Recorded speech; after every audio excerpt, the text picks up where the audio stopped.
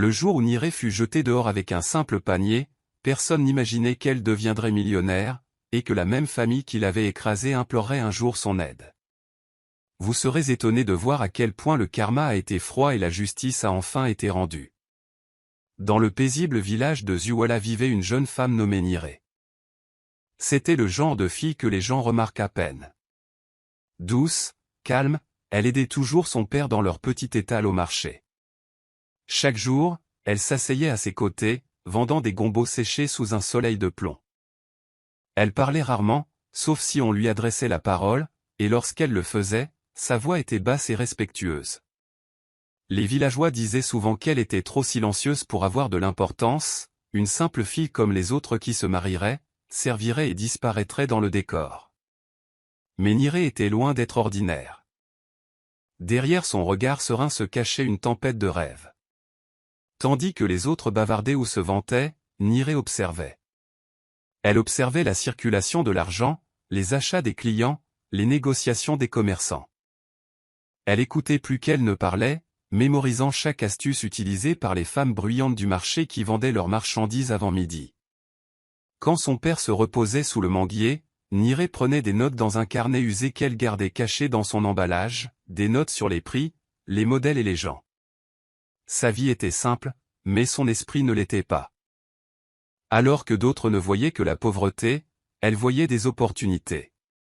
Lorsqu'il pleuvait et que les commerçants faisaient leurs bagages tôt, elle restait et vendait aux voyageurs de passage. Quand d'autres accordaient des rabais par peur, elle maintenait son prix avec un sourire poli. Elle savait décrypter les gens sans qu'ils ne se rendent compte qu'elle les observait. Chaque jour, elle apprenait à survivre au-delà du village. Niré n'avait ni bijoux, ni beaux vêtements, ni célébrité. Mais elle avait de la discipline. Elle se levait avant le lever du soleil, nettoyait la cour, préparait le petit déjeuner et arrivait quand même à l'heure au marché. Elle ne criait jamais, ne se plaignait jamais et n'enviait jamais personne. Mais elle rêvait, silencieusement, profondément. Son rêve n'était pas seulement d'être riche. Elle voulait le respect. Elle voulait créer quelque chose de grand, à elle. Personne ne connaissait la petite boîte en terre cuite sous son lit, où elle gardait toutes ses économies. Elle ne dépensait pas en sucre ou en tissu comme les autres filles.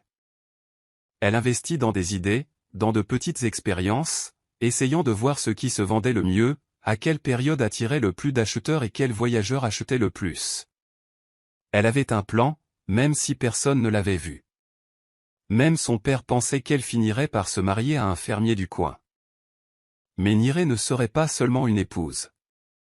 Elle serait un nom que le village n'oublierait jamais. Bien qu'elle parlât peu, son regard était toujours en mouvement, toujours attentif. Son silence n'était pas de la faiblesse. C'était de la patience. Le genre de patience qui attend le bon moment pour frapper. Et au fond d'elle-même, Niré savait quelque chose que le village ignorait. Un jour, ceux-là même qui la dédaignaient tourneraient la tête avec émerveillement. Son voyage n'avait pas encore commencé, mais chaque instant construisait ses fondations. C'était une rêveuse silencieuse. Mais ses rêves n'étaient pas silencieux. Ils rugissaient en elle, plus forts que les tambours du village un jour de fête. Le jour où Niré épousa Obedel, le village tout entier s'illumina de musique, de danse et de couleurs. Obedel était le fils unique de la puissante famille Odika, connue dans toute la région pour sa richesse et son influence. Les villageois affirmèrent que la nature paisible de Niré lui avait enfin apporté quelque chose de positif. Des femmes l'entouraient, ajustant ses perles de corail et son pagne de dentelle dorée, murmurant des promesses d'une vie nouvelle, remplie de richesse, de serviteurs et de paix. Elle était assise en silence, souriant faiblement, mais son cœur battait lourd de doutes. Obedel la regarda à peine pendant la cérémonie.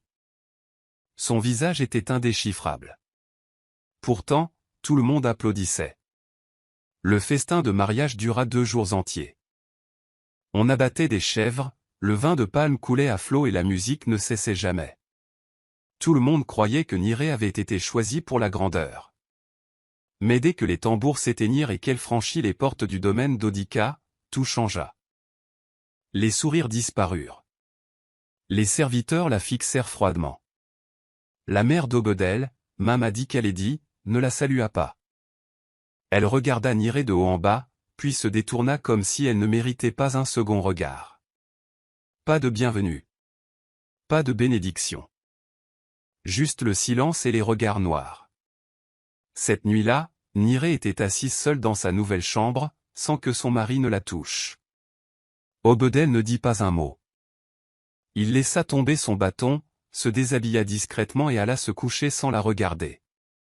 Les jours passèrent. Il la remarqua à peine. Alors qu'elle essayait d'aider en cuisine, Mamadi Khaledi l'arrêta brusquement. « On n'a pas besoin de ton aide ici. Reste simplement à l'écart. » Les mots la blessèrent profondément, mais Niré ne pleura pas. Elle hocha la tête et recula, le cœur serré. Il devint évident qu'elle n'était pas une épouse dans cette maison. Elle était prisonnière. Tout ce qu'elle faisait était mal à leurs yeux. Si elle balayait le sol, ils disaient que ce n'était pas assez propre. Si elle cuisinait, ils disaient que cela manquait de goût.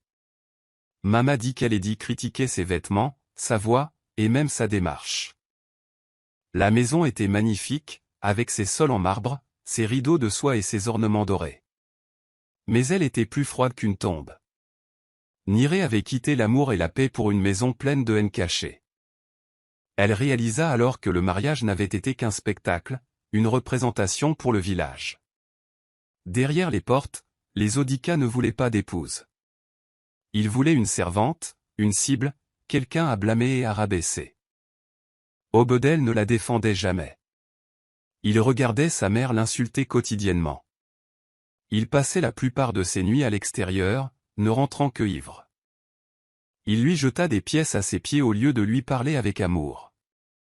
Les mêmes femmes qui l'avaient acclamé au village murmuraient maintenant dans son dos, disant qu'elle avait dû faire quelque chose de mal. Mais Niré ne cria pas. Elle ne réagit pas. Elle observa, comme toujours, silencieusement, attentivement. La même fille qu'il trouvait trop douce était maintenant au centre des tirs. Et au plus profond d'elle-même, quelque chose de féroce commençait à brûler. Dès le premier matin dans la propriété d'Odika, Niré comprit qu'elle n'était pas considérée comme une épouse. Elle était une servante. Mama Odika, sa belle-mère, ne laissait aucune chance au repos. Avant le lever du soleil, Niré reçut l'ordre de balayer toute la propriété, d'aller chercher de l'eau au ruisseau le plus éloigné et de frotter chaque carrelage de l'immense maison. Si elle oubliait un endroit, Mama Odika criait si fort que les voisins l'entendaient. Même les chiens errants savouaient leur place. « N'apporte pas tes saletés à ma table », hurlait-elle en jetant de l'eau sale aux pieds de Niré. Obedel, l'homme qui lui avait autrefois proposé le mariage, était devenu plus froid que la pierre. Un soir, alors que Niré pleurait doucement dans le jardin, Obedel passa sans même la regarder.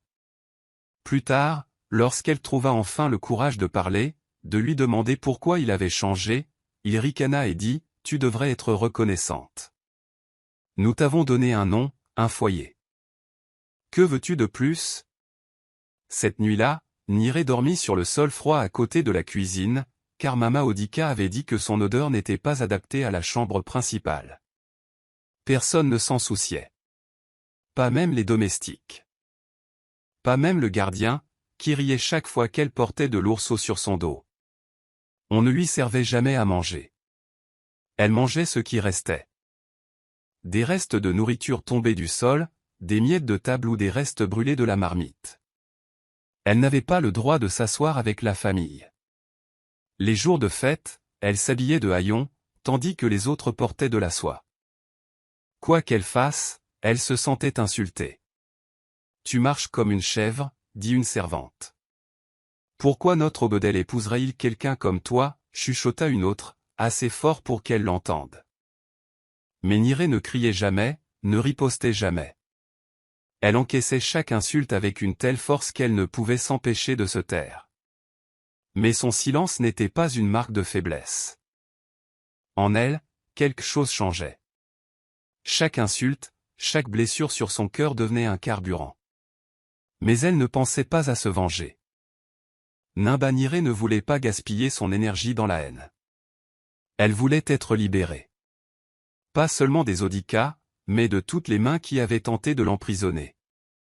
Chaque jour, lorsqu'elle se rendait au ruisseau ou revenait du marché avec de lourds paniers, son esprit travaillait, observait, calculait. Elle commença à observer qui entrait dans l'enceinte, qui en sortait, où l'on gardait les doubles des clés, quand les gardes dormaient.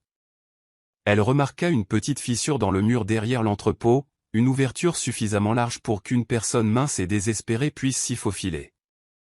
Chaque nuit, elle gisait sur le sol dur de la cuisine, le corps endolori, mais les yeux grands ouverts. Le monde la pensait trop faible, trop silencieuse pour riposter. Mais il ne savait pas qu'elle attendait le bon moment. Non pas pour leur faire du mal, mais pour se libérer. Un jour, il se réveillerait et elle serait partie. Et ce jour-là, elle recommencerait. Non pas comme leur victime, mais comme la femme qu'ils n'avaient jamais vue venir. Chaque nuit, lorsque la maison Odica était plongée dans le noir et le silence, Niré se levait silencieusement de sa fine natte près de la cuisine. Elle se déplaçait comme une ombre, veillant à ne pas réveiller les gardes ni à alerter Mama Odica.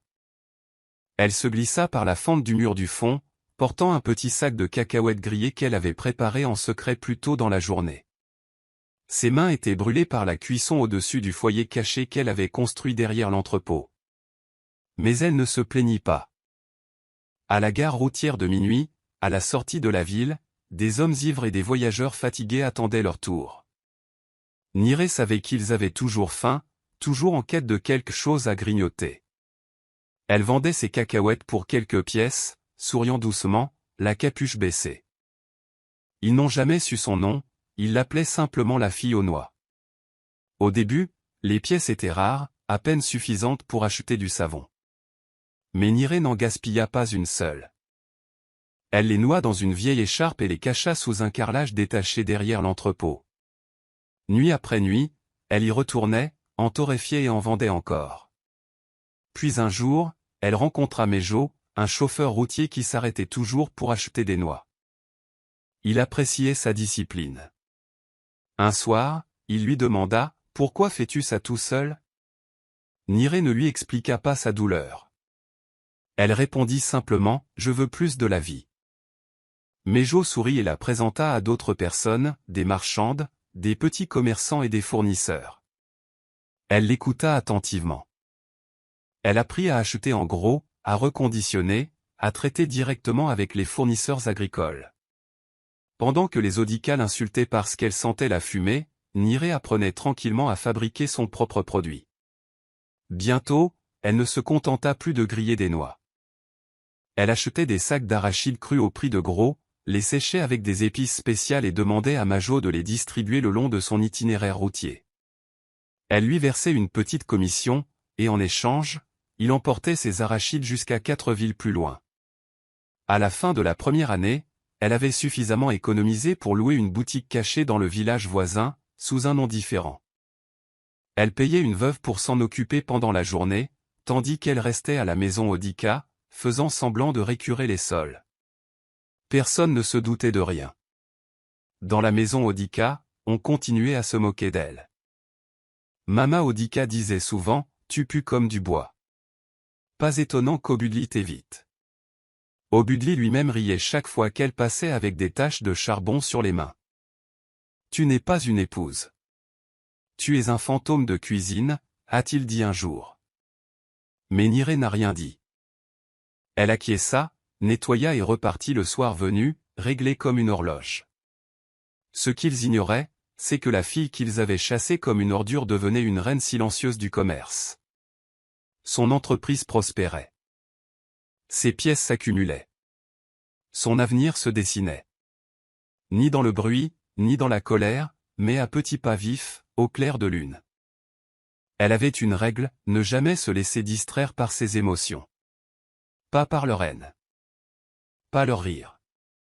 Chaque insulte devenait un tremplin. Et chaque pièce gagnée était une promesse silencieuse. Un jour, il connaîtrait sa valeur. Ce matin-là, le soleil n'était même pas encore levé que le chaos commença. Mama Odica fit irruption dans la cour, le regard hagard et la voix tonitruante. Tu es une malédiction, Niré. Tu n'apportes que la honte à mon fils, hurla-t-elle assez fort pour que les voisins l'entendent. Les marmites tintèrent, les poulets s'éparpillèrent et les serviteurs se figèrent de peur. Nirée se tenait silencieuse, sa serpillière à la main, le visage impassible. Elle n'avait rien fait de mal. Mais aux yeux de Mama Odika, elle n'en avait pas besoin. La haine était la seule raison. Ogudli sortit, à moitié endormi, sa chemise à peine boutonnée. Il regarda sa mère, puis Nirée. Il n'a rien dit. Aucune défense. Aucune question. Juste le silence. Il haussa les épaules et détourna le regard comme s'il s'agissait d'une étrangère. C'était tout ce dont Mama Odika avait besoin. « Sortez-la d'ici » cria-t-elle. Le gardien saisit Nirée par le bras. Un autre serviteur tira son vieux panier de cacahuètes grillées et le jeta à ses pieds. Ses pantoufles avaient disparu. Ses cheveux étaient en désordre. Elle n'avait même pas eu le temps de manger. Ils la poussèrent au-delà des portes géantes du complexe d'Odika et les claquèrent derrière elle. La poussière s'éleva à l'endroit où elle tomba. Les voisins jetèrent un coup d'œil par les fentes de leurs fenêtres. Certains secouaient la tête. D'autres murmuraient. La plupart se contentaient d'observer. Mama Odika se tenait sur le porche avec un sourire malicieux. « Va vendre ta honte dans la rue, dit-elle. » Les gardes rirent. Même la femme de ménage rigolait. Celle-là même que Nirée aidait quand elle était fatiguée. Nirée ne pleurait pas. Elle ne cria pas. Elle se leva, ramassa son panier et épousseta ses genoux.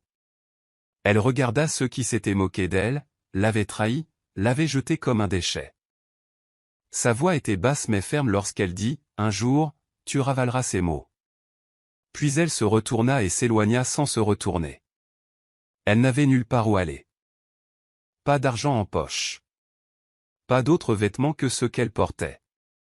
Mais elle avait son panier. Et dans ce panier se trouvaient les dernières cacahuètes grillées qu'elle avait préparées avant le chaos. Elle resserra son foulard autour de sa taille et continua son chemin vers la gare routière.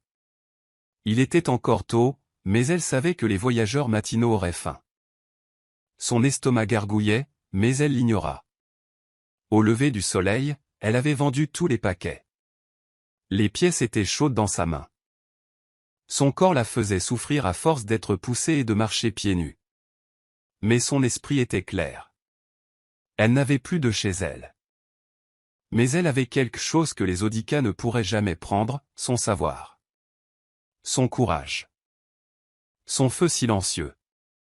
Cette nuit-là, elle utilisa ses gains pour dormir dans une chambre partagée avec 5 autres femmes.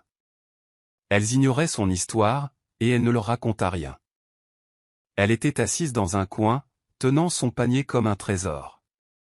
Nirée savait que ce jour était arrivé. Elle n'était plus leur belle-fille.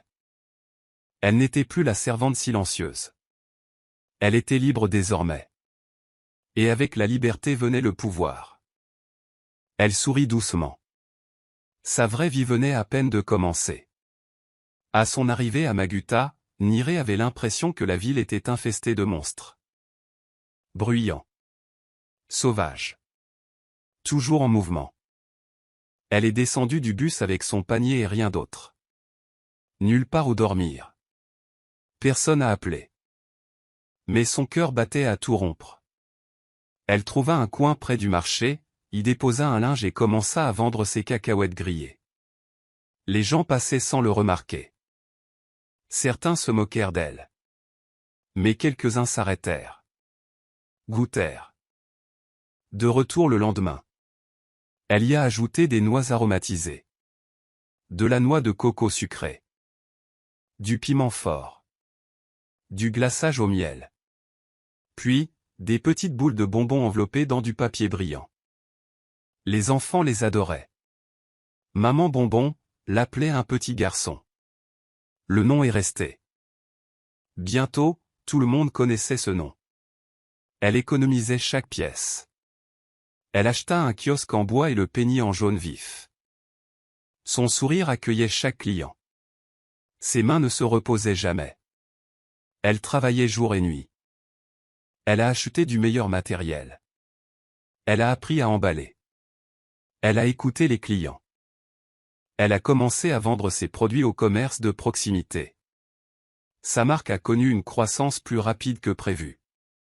En moins de 2 ans, ses produits étaient présents dans plus de 50 magasins. Elle a embauché des femmes qui étaient autrefois comme elle. Sans abri. Sans voix. Oubliées. Elle leur a donné des uniformes. Elle les a formées. Elle les a traités avec respect. Son équipe est passée à 10, puis 20. Elle a acheté un vélo de livraison. Puis une camionnette. Ses bonbons portaient des noms, des étiquettes et un logo. Un panier rempli de joie. Le même panier qui avait autrefois porté sa douleur. Des journalistes télé sont venus lui rendre visite. « Comment as-tu fait » ont-ils demandé. Elle a souri et a simplement répondu « Commence avec ce que tu as ». Son visage est apparu à la télévision locale. Puis les panneaux d'affichage. Puis les magazines. Tous les enfants de Maguta connaissaient son nom. Toutes les mères rêvaient que leur fille soit comme elle. Elles ont acheté un terrain et construit un centre de distribution. Elle envoyait ses bonbons dans d'autres villes. Elle accordait des bourses aux filles des villages. Elle aidait les femmes à ouvrir leurs propres stands. Elle est devenue le symbole de la force tranquille. On la disait chanceuse. Mais elle savait que ce n'était pas de la chance. C'était des cicatrices. Et du feu. Et de la concentration. En 5 ans, elle était considérée comme l'une des plus jeunes millionnaires de Maguta. Sa maison avait des portes plus hautes que tout ce que les Odika avaient jamais possédé. Elle avait un chauffeur. Une chef. Et une équipe qui croyait en elle. Mais Niaré est restée la même. Des vêtements simples. Un cœur simple. Toujours au travail. Toujours à l'affût. Toujours à planifier. Elle ne regardait jamais en arrière. Elle n'a même plus jamais parlé des Odika. C'était juste un chapitre qu'elle avait clos. Jusqu'à ce qu'un matin, sa réceptionniste frappe à la porte de son bureau. « Maman, dit-elle. Il y a des gens en bas qui demandent à manger. Ils disent qu'ils te connaissaient. » Dezuala. Niaré fit une pause. Elle a fermé son ordinateur portable. Je me suis dirigé vers la fenêtre et j'ai regardé en bas. Ils étaient là. Les Odika. Son ex-mari. Sa mère. Des vêtements poussiéreux. Les yeux creux. Se tenant le ventre. Elle ne bougea pas. Elle regardait simplement. Ni avec haine, ni avec fierté. Calme-toi. Parce qu'elle savait. Ce n'était pas une vengeance. C'était la vie. Et la vie avait tout bouclé. La chute de la famille Odika est survenue plus vite que prévu. L'entreprise autrefois florissante d'Obedel s'est effondrée après l'échec d'une transaction foncière douteuse. Le gouvernement a saisi les terres, l'accusant de fraude. Les investisseurs se sont retirés. Ses comptes ont été gelés. Ses voitures de luxe ont été confisquées. Son manoir au sol en marbre a été vendu aux enchères. Même le nom de famille, autrefois prononcé avec crainte et respect, était devenu une plaisanterie murmurée sur les marchés. Mama Odika, qui marchait autrefois la tête haute et la bouche plus acérée que n'importe quelle lame, ne supportait plus la honte. Mais au lieu de s'humilier, sa fierté s'amplifia. Elle criait sur tout le monde, blâmant ses filles, ses voisins, et même les dieux. Ses filles, lassées de son autoritaire, partirent une à une. Certains se sont mariés sans jamais regretter leur mariage. D'autres ont quitté le pays sans envoyer de lettres ni d'argent. Sans revenus ni soutien, les Odika ont été chassés de leur campement. Les mêmes grilles de fer qu'ils avaient autrefois si fièrement gardées étaient désormais verrouillées par la banque. Ils s'installèrent dans une petite pièce poussiéreuse, dans un coin perdu de la ville. Mama Odika, qui avait autrefois des domestiques, allait maintenant chercher de l'eau à un robinet public et supplier les propriétaires de prolonger le loyer. Elle était assise toute la journée sur un tabouret en bois, les yeux rivés au mur, la voix rauque à cause du silence, au lieu d'être autoritaire. Obadel, autrefois surnommé le prince des affaires, parcourait désormais les marchés, un sac sur le dos, essayant de vendre des ceintures et des vieux portefeuilles d'occasion. On le reconnaissait à peine. Sa peau était pâle, ses yeux étaient creux. Parfois, devant des stands de confiserie ou de noix grillées, il se figeait. Une lueur brillait dans ses yeux, puis disparaissait lorsqu'il s'éloignait. Des murmures se répandirent. N'est-ce pas Obadel? Le fils de Mama Odika? Que leur est-il arrivé? Mais malgré leur honte, ils se souvenaient d'un nom, Niaré, la fille qu'ils traitaient autrefois comme de la merde. La fille silencieuse dont on se moquait à cause de son odeur de charbon. La même fille qu'on jetait dehors sans une seule pièce ni un mot gentil. Celle qui avait murmuré, un jour, tu mangeras ces mots. Ils croyaient maintenant que leurs paroles s'étaient réalisées. Mama Odika appela les membres de sa famille qui restaient. Trouvez-la, ordonna Théel. Elle aidera. Elle doit t'aider. Elle fait partie de la famille. Obadel ne parlait pas beaucoup. Mais un jour, il murmura, peut-être nous pardonnera Théel. C'était la première fois depuis des années qu'il prononçait son nom. N'ayant plus rien à perdre et n'ayant plus aucun recours, les fiers Odika prirent une décision qu'ils avaient juré de ne jamais prendre. Ils partiraient à la recherche de la fille qu'ils avaient autrefois rejetée. Celle qui avait atteint des sommets insoupçonnés. La fille qu'ils croyaient autrefois trop silencieuse pour compter. Désormais, elle était leur seul espoir. Ils se tenaient devant le grand bâtiment de verre, incertains d'être au bon endroit. Cela ne ressemblait pas à un endroit où une fille du village aurait pu se sentir chez elle, mais la plaque était claire, Mama Sweets Enterprises. Siège social. 10 étages d'acier et de marbre brillaient sous le soleil de la ville. Le hall d'entrée était orné de rampes dorées, d'une fontaine et d'un parfum de roses fraîches. Des gardes en costume noir se tenaient près des portes, le visage dur et indéchiffrable. Obadel s'agitait, mal à l'aise, tenant une casquette usée dans ses mains. Mama Odika serrait son pagne délavé, son regard nerveux scrutant les alentours. « Nous sommes ici pour voir Madame Niaré, murmura-t-elle, n'y croyant guère elle-même. La réceptionniste n'a pas bronché. « Avez-vous un rendez-vous » a-t-elle demandé calmement. « Non, mais dites-le lui. »« Sa famille est là » dit doucement Mama Odika, ravalant sa fierté. On leur dit d'attendre. Les minutes se transformèrent en heures. 5 longues heures. Obadel était assis, la tête baissée. Mama Odika ne parlait pas. Elle regarda autour d'elle les gens en costume, le bruit des talons hauts qui claquaient, l'élégance raffinée de tout, à des années-lumière de la poussière et de la faim dans lesquelles ils vivaient désormais. Finalement, l'ascenseur sonna. Tout le monde se retourna. Et elle était là. Niaré apparut dans une robe fluide vert émeraude qui scintillait à sa marche. Des boucles d'oreilles en diamant scintillaient sur sa peau brune. Sa présence faisait se redresser les gens. Elle ne se précipitait pas. Elle ne souriait pas. Ses pas étaient calmes, gracieux et pleins de puissance. Lorsque son regard se posa sur les 2 silhouettes près de la salle d'attente, elle marqua un temps d'arrêt. Son visage restait indéchiffrable. Les gardes s'écartèrent tandis qu'elle s'avançait vers eux. Obadel se releva lentement. Mama Odika se releva, mais ses genoux tremblaient. Pendant un instant, personne ne parla. Puis Mama Odika baissa la tête et murmura, « Ma fille, s'il te plaît, nous n'avons pas mangé depuis des jours. » Sa voix était basse et brisée, plus du tout aussi tonitruante qu'autrefois.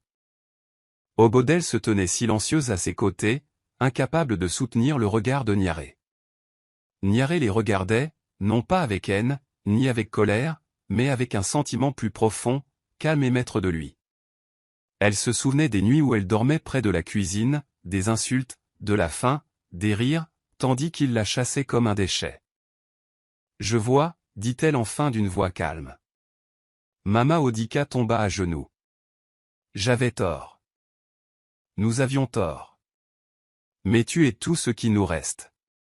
L'espace d'un instant, Niaré ferma les yeux. Elle prit une grande inspiration, puis regarda les agents de sécurité. « Donnez-leur quelque chose à manger, dit-elle. Laissez-les se reposer. » Les gardes acquiescèrent. Niaré se retourna et s'éloigna sans un regard en arrière, non par cruauté, mais parce qu'elle avait déjà fait ce qu'il n'avait jamais fait pour elle, faire preuve de clémence. Et pour la première fois, ils comprirent le poids de ce qu'ils avaient perdu, non seulement des richesses, mais une femme qu'ils considéraient autrefois comme inutile, désormais leur seul espoir. Niaré était assise derrière son immense bureau en acajou, les lumières de la ville projetant une douce lueur à travers les baies vitrées. La pièce resta silencieuse une minute entière, un silence intense qui pesait lourdement sur tous les présents. Mama Odika et Obadel, autrefois fiers et cruels, étaient maintenant assis, la tête baissée, le visage rouge de honte et de désespoir. Des années d'insultes, de rejet et de douleur planaient dans l'air.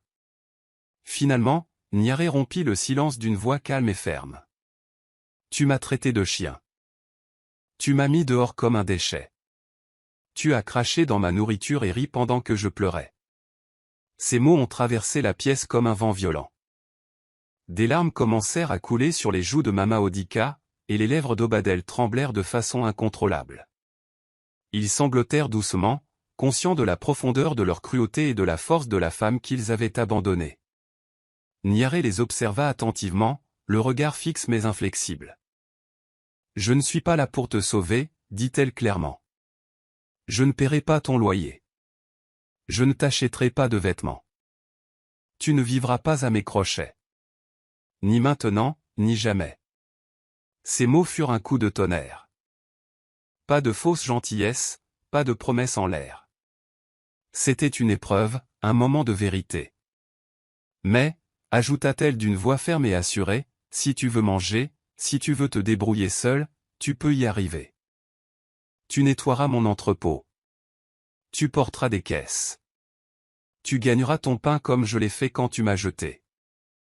Mama Odika et Obadel se regardèrent, leur fierté brisée. Ils hochèrent lentement la tête, déglutissant difficilement. La faim et le désespoir avaient dompté leur arrogance.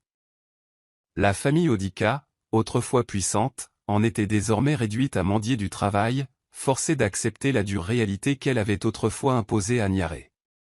Le sourire de Niaré était froid, mais dépourvu de cruauté, seulement d'une force tranquille. Elle leur donnait une chance, mais à son tour. Elle n'était plus la jeune fille silencieuse de Zuala, ni la mariée brisée et jetée à terre. Désormais, elle était une reine à part entière, et elle ne laisserait personne oublier le passé. « Tu travailleras, répéta-t-elle. Vous gagnerez chaque pièce dépensée ici, et peut-être, si vous apprenez le respect et l'humilité, vous comprendrez ce que signifie être vraiment fort. » Ils baissèrent à nouveau la tête, acceptant son marché. Il ne leur restait plus aucune fierté, seulement la soif de survie et l'espoir que peut-être, juste peut-être, ils pourraient retrouver un peu de dignité grâce à un travail acharné. Niaré se leva, sa silhouette haute et fière se détachant sur le paysage urbain. C'était son heure de victoire, non pas par vengeance, mais par une justice froide et juste. La fille qu'ils avaient qualifiée de bon à rien était devenue leur seul salut, à condition qu'ils acceptent de changer. Alors qu'ils quittaient le bureau pour leur première journée de travail, la ville semblait vibrer d'une énergie nouvelle. L'histoire de Niaré ne parlait plus de douleur ou de trahison. Elle parlait de pouvoir, de résilience et d'un avenir forgé de ses propres mains. Les Odika avaient été abattus, non par le destin, mais par la femme qu'ils avaient tenté de détruire. Et ce n'était que le début. Autrefois, Mama Odika dirigeait son foyer d'une main de fer, donnant des ordres aux autres comme à des domestiques. Mais la situation s'était inversée de façon spectaculaire. Au lieu de rester assise dans sa grande maison, elle se retrouvait à récurer les sols de l'usine bourdonnante de Niaré. La femme fière qui méprisait Niaré était désormais celle qui se courbait, nettoyant et travaillant dur pour survivre. Chaque jour, elle passait la serpillière d'avant en arrière, repensant aux années gâchées par la cruauté et l'orgueil. Obodel, le fils riche qui affichait autrefois sa richesse et son pouvoir, poussait des chariots de livraison dans la cour de l'usine, ses costumes impeccables remplacés par des vêtements simples et des chaussures usées. Il chargeait des cartons de bonbons et de noix dans des camions, suant sous le soleil brûlant, tandis que les passants murmuraient « N'est-ce pas Obodel ?» Le même homme qui possédait une flotte de voitures et une grande maison. La rumeur se répandit rapidement, et chacun assista à la chute de la famille Odica, autrefois puissante, avec un mélange de surprise et de satisfaction. Niaré, cependant, était loin d'avoir terminé. Elle s'élevait plus haut que quiconque ne l'aurait imaginé. Au lieu de l'amertume, elle portait en elle la bonté et la force. Grâce à son succès, elle n'oublia pas ses origines. Elle construisit des foyers sûrs pour les orphelins, des enfants sans soutien. Elle parrainait des filles à l'école, leur donnant la chance de rêver plus grand et d'échapper à la pauvreté. Son cœur était aussi fort que son esprit d'entreprise, et son nom devint un symbole d'espoir à Moguta et au-delà. Chaque matin, lorsque Niaré passait devant l'usine où travaillaient désormais ses beaux-parents, Mama Odica et Obodel inclinaient respectueusement la tête. Ils avaient appris à leurs dépens ce que signifiait véritablement le respect. Ils avaient compris que le pouvoir fondé sur la cruauté ne dure jamais. Ils avaient cru pouvoir briser l'esprit de Niaré, mais elle avait bâti un empire sur les cendres de leur rejet. Les habitants de la ville et d'ailleurs ont raconté son histoire à maintes reprises. Ils ont parlé de la jeune fille discrète en qui personne ne croyait, de la femme qui s'est relevée de la misère et de la souffrance pour devenir un exemple éclatant de force et de réussite. Le parcours de Niaré a montré à tous que la véritable force naît de la vision, de la résilience et de la bienveillance. Cela prouvait que même quand on essaie de vous briser, si l'on s'accroche à ses rêves et que l'on travaille dur, on peut s'élever au-delà de ce qu'on aurait pu imaginer. Mama Odica et Obodel vivaient chaque jour avec cette vérité. Ils avaient traité Niaré comme un chien, mais elle avait complètement renversé la situation. C'étaient désormais eux qui imploraient du travail, de l'humilité et une seconde chance. Leur fierté fut anéantie et leur chute servit de leçon à tous ceux qui entendirent l'histoire. La vie de Niaré devint un modèle, enseignant que la cruauté et l'orgueil mènent à la destruction, tandis que la patience, le travail acharné et le pardon bâtissent des empires. Elle ne chercha pas à se venger. Elle laissa le karma faire son œuvre. Le village de Zuala, la ville de Moguta et tous ceux qui connaissaient l'histoire apprirent cette vérité simple mais puissante. On peut maltraiter quelqu'un, mais si cette personne a de la vision et de la force, un jour, vous serez celui qui se tiendra à sa porte, implorant sa clémence. L'histoire de Niaré ne s'est pas terminée dans l'amertume, mais avec un message puissant, l'humilité et le travail acharné priment sur la haine et la cruauté. La fierté de l'Odica fut brisée, mais la lumière de Niaré ne fit que grandir. Et en regardant vers l'avenir, elle comprit que ce n'était que le début d'un héritage qui inspirerait les générations futures. Si vous vous êtes déjà senti ignoré, sous-estimé ou traité injustement comme Niaré, souvenez-vous de cette histoire. Cela montre que, quelles que soient les épreuves que la vie tente de vous briser, avec de la patience, du courage et du travail acharné, vous pouvez surmonter chaque épreuve. Le parcours de Niaré nous enseigne que la véritable force vient de la confiance en soi, même lorsque les autres doutent de nous ou tentent de nous rabaisser. Alors, si vous avez été blessé ou mis à l'écart, n'abandonnez pas, continuez. Votre heure de gloire viendra. Tout comme Niaré, vous pouvez transformer votre souffrance en force, vos difficultés en succès. Et ce faisant, vous inspirerez ceux qui luttent encore pour garder espoir. Merci de votre attention. Et n'oubliez pas que votre histoire continue de s'écrire. Continuez à y croire, continuez à vous battre et n'oubliez jamais qu'un jour votre grandeur brillera si fort que tout le monde la verra. Restez fort et à bientôt dans la prochaine vidéo.